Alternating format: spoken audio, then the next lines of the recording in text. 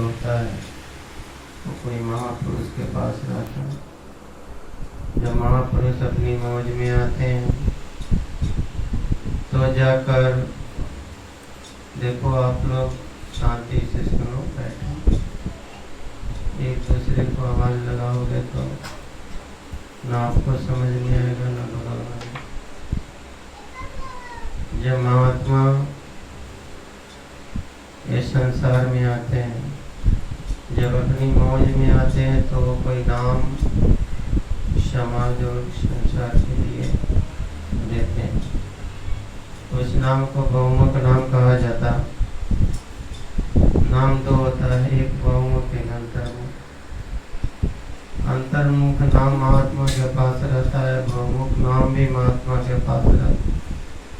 मौज में बाहर निकाल देता है, फिर बाहर से अंदर लाता है। इसलिए इस नाम को आप लोग बड़े प्रेम से आदर के साथ लीजिए, और जितना प्रेम से आप इस नाम को उच्चारण करेंगे उतना ही आपके अंदर आत्मबल होगा और आपके अंदर जागृति आएगी।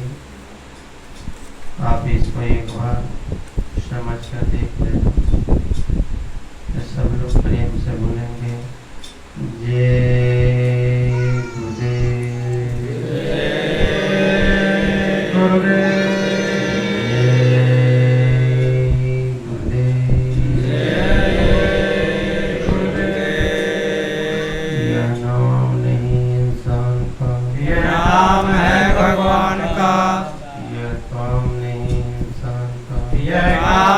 भगवान का।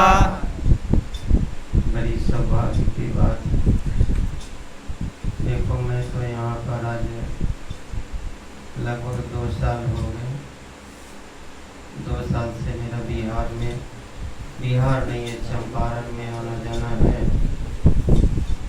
एक्चुअली मैं तो यहाँ से बहुत दूर 2000 किलोमीटर मुंबई में रहता हूँ। लेकिन मालिक की कैसी मौज हुई, इस मौज को मैं भी नहीं समझ पाया। और यहाँ आए और मालिक को जीवों को देखकर मैं धन्य हो गया। मेरे अंदर आत्मबल आई, क्योंकि आप लोग को देखने से मुझे महसूस हुआ, अंदर आत्मा में विवेक जगी कि हाँ, कोई ऐसे मालिक को भजने वाले जीव हैं जो शहर छोड़कर देहातों गांव समाज में अपनी खेती और मजदूरी करते हुए उस मालिक को याद करता है। और जब आया तो हमारे रघुनाथ बाबू का बहुत बड़ा देन है, जिन्होंने ये समाज में हमको लेकर कहीं कहीं घुमाए और लोगों से मिलाए। तो उनकी भी दया बहुत है। अगर वो नहीं ले जाते तो मेरा तो गाँव यही नज़दीक में ही आते जाता हूँ, सालों साल से आया और गया। संगत में तो बहुत पहले आया, लेकिन पहले बहुत सेवा किया। गुरु महाराज ने जब महाराष्ट्र की सेवा मुझे सौंपा तो मैं वहाँ गया, वहाँ सेवा की। फिर उनकी मौज हुई बिहार की तरफ, उन्हीं के मूल से कुछ पता है। फिर यहाँ आया और जो वक़्त मुझे मिलता है उस वक़्त को निकाल कर मैं आप लोगों के सामने आप लोग का दर्शन करने चला आता हूँ। और आप लोगों का दर्शन जब करता हूँ तो मेरे अंदर एक जोशी को उमंग भर जाता है और मुझे यह महसूस होता है कि मैं अपने मालिक के दरबार में बैठा हूँ। क्योंकि संत जो गाता है तो संत को वाणी को हर आदमी नहीं पकड़ पाता। महापुरुष की वाणी है, बच्चा, जब तेरा माँ बाप जिंदा है तो माँ बाप की खूब सेवा करो। इतना सेवा करो कि तेरा सेवा को देखकर भगवान इस सृष्टि की रचना किया और लज्जित होकर तेरे सामने आकर खड़ा हो जाए। हमारे महाराष्ट्र के एक नामदेव जी थे, वो अपने माँ बाप को इतना सेवा किया कि भगवान उनके घर पे आए और दरवाजे पर खड़े हो गए और कहे कि ये नामदेव जी, मैं भगवान, मैं विष्णु, मैं तुमसे मिलने आया हूँ। तो उस समय अपने माँ को और पिताजी को बूढ़े हो गए थे, खाट पर सुलाकर पाँव दाब रहे थे। तो कहा, आप भगवान हो, आप खड़े रहो, मेरे माँ बाप बूढ़े हो गए, पहले इनको सुला दूँ, सेवा कर दूँ, फिर मैं आपको बुलाऊँगा। भगवान खड़ा रहा, पूरी रात निकल गई।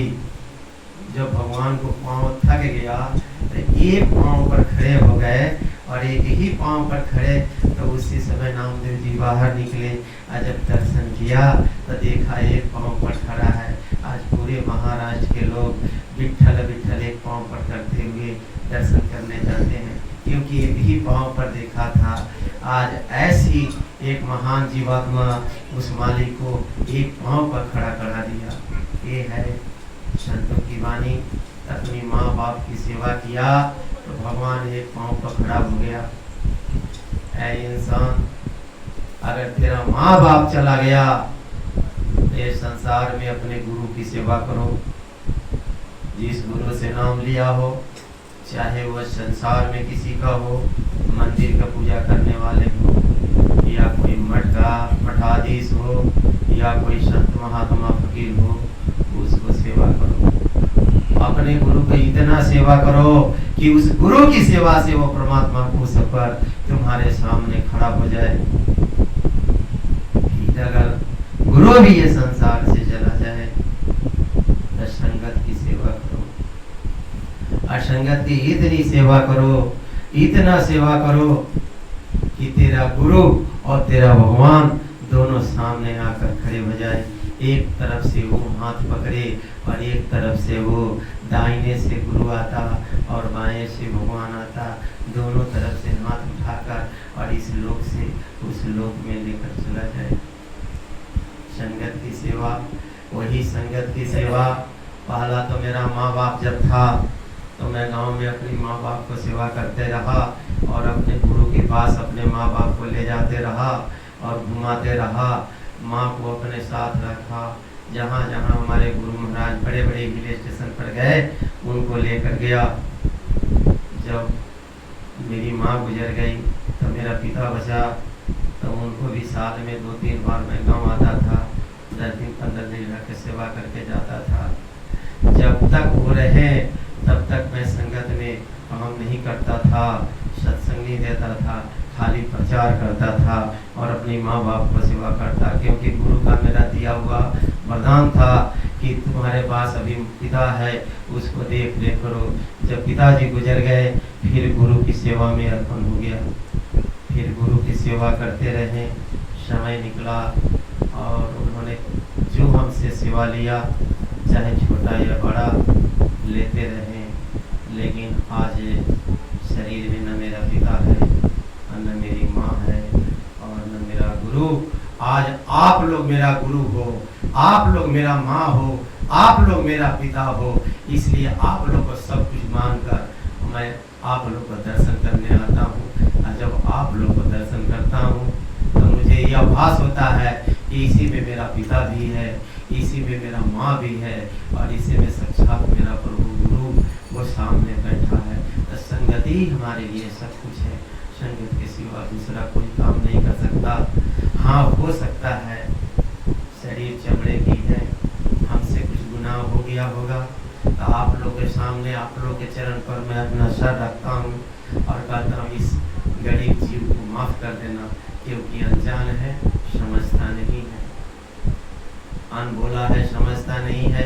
भाव में अगर किसी को कुछ कह दिया होगा तो आप लोग माफ़ करना, अपना बच्चा समझकर माफ़ कर देना। ये संत और महात्मा बड़ा पुण्य और बड़ा से मिलता है। आप कुछ नहीं जानते हो। 1,00,000 वर्ष मनुष्य जोनी पाओ। आज मैं वो चीज को आपको बताने आया हूँ, यही किताबों में आप ढूंढते रह जाओ, नहीं मिलेगा। ये मेरा निजी अनुभव है। अगर हो सकता है कि मेरा मानसिक दशा खराब होगा, हो सकता है कि मैं अपने अंदर की ऐसी उद्वेग निकाल कर बात करता होगा, अगर सच्चाई होगा, ये जिसकी तस्वीर लगी है वो आपको काम करेगा। इस बात को ध्यान रखना। 1,00,000 वर्ष, अरे गौर से सुनो, 1,00,000 वर्ष जब मनुष्य योनि में आता है, बार बार बार बार बार बार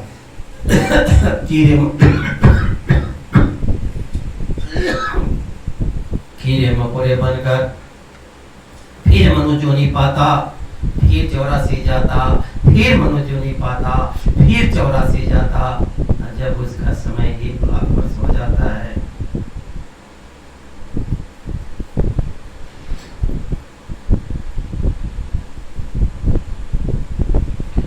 फिर उसको सत्संग मिलता है। अरे कौन बोल कर सुन लो, डायरी में लिख लो।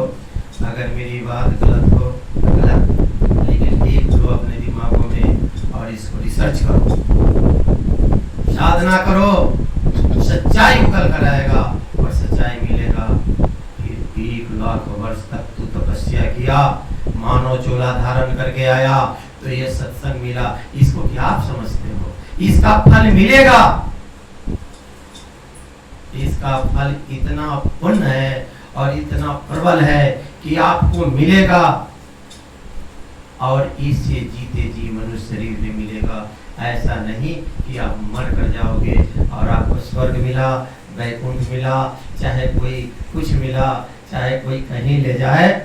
मैं ऐसा महात्मा का शिष्य नहीं हूँ, आपको बरगला कर और आपको ऐसी बातों पर कहकर आपसे कुछ ठगी कर लूँ और चला जाऊँ, आप मरो आप जब जियो, वो काम करने नहीं आया। सच्चाई बताने आया हूँ। मैं अपने गुरु की वचन बताने आया हूँ। अगर इस वचन को आप मान लेगा, आपको मैं लिख कर देता हूँ कि आप पार हो जाओगे, फिर दोबारा नहीं आना पड़ेगा। भले मैं पार हूँ ना हो, लेकिन आप निकल जाओगे, इतना मैं जरूर कहता हूँ। फिर समझ लो, 1,00,000 वर्ष आपने जिंदगी व्यतीत किया तो आपको सत्संग मिला। फिर 1,00,000 वर्ष मनुष्य योनि पाकर सत्संग भोगो, चाहे कहीं मठ मंदिर में जाओ, गंगा स्नान करो, तीर्थ करो, व्रत करो, ये सब पुण्य जब इकट्ठा होता है तो संत सतगुरु मिलता है। बड़ी कठिन काम है भाई, संत सतगुरु मिलता है। और जब संत सतगुरु मिलता है तो फिर नाम समझ लो कितना कठिन काम है। लेकिन आप तो समझ रहे हो कि पहली बार आया मिल गया, ये आपकी भ्रम है।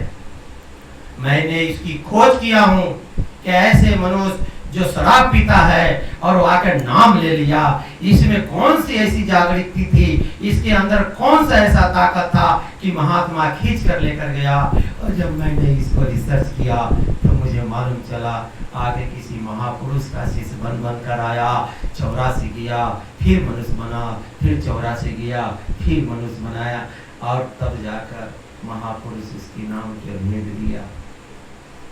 जब वो नाम मिल जाता है, जब वो भेद मिल जाता है, तो आप समझो निकल गया। गलती कमी आप में है, उसमें कमी नहीं है। उसने तो सारा भेद दे दिया। और इसी भेद के लिए मैं गुरु के पास बार बार जाता था। जब स्वामी जी महाराज बम्बई जाते थे तो कहते थे कि मिलता, मैं कहता स्वामी जी महाराज आपका तो काम मैं करता हूँ, मेरा काम नहीं होता है। आज मैं अपना अनुभव बताऊंगा जो गुरु ने लिख कर दिया था। हो सकता